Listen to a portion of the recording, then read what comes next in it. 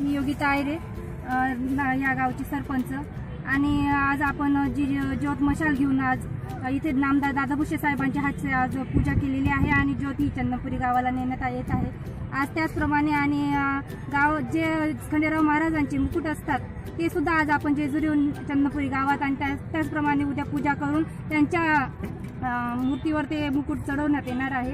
आणि आज आपण इथं उपस्थित राहिले आणि उद्या त्याचप्रमाणे उद्या पण अजून लोकसंख्या वाढेल आणि उद्या पूजा होऊन ते मुकुट आणि सगळे यात्रेची सुरुवात उद्यापासून सुरुवात होणार आहे। धन्यवाद। मी राजेंद्र पाटील, चंदनपुरी माजी सरपंच, विद्यमान ग्रामपंचायत सदस्य।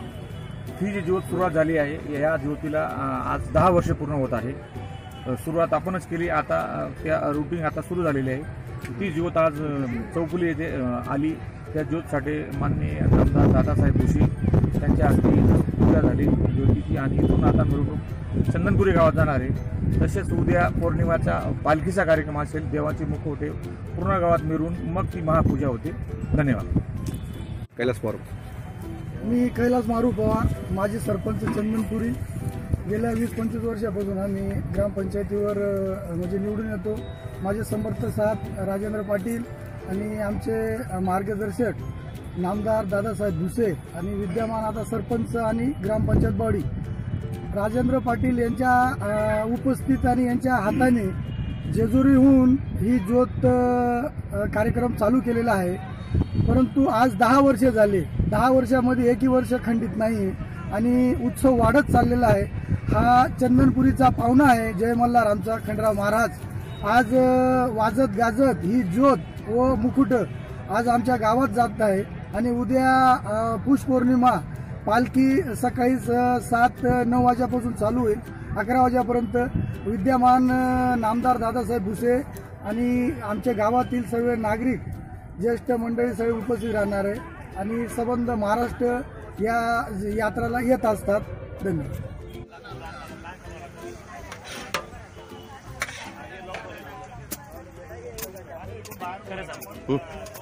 महाराष्ट्राचा आराध्य दैवत श्री खंडेराव महाराज यांची सालाबादाप्रमाणे याही वर्षी चंदनपुरी या ग्राम क्षेत्रात यात्रा भरलेली आहे।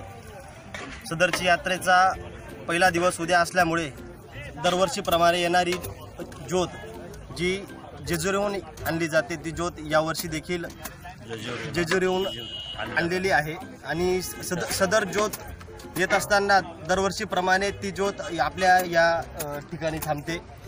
मध्याह्नानंतर उन्हासाठी जे आपले भाविक ज्योत घेऊन ज्योतीसोबत धावत येतात त्यांच्यासाठी इथे आपण विश्रांतीसाठी या शेतात पोहे आणि आपला लाडूचा प्रसादाचा दरवर्षीप्रमाणे कार्यक्रम याही वर्षी ठेवलेला आहे।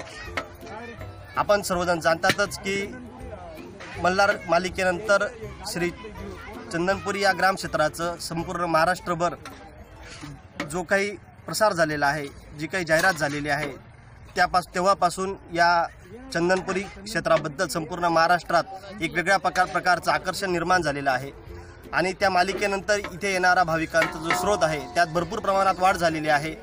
या सर्वांना आणि आमच्या गावाला त्या यात्रेबद्दलचं जे आकर्षण आहे ते दिवसांदिवस गणित वाढत आहे आणि हा प्रसादाचा कार्यक्रम यापूर्वीपासून दरवर्षी त्याच्यामध्ये वाढ होताना दिसत आहे।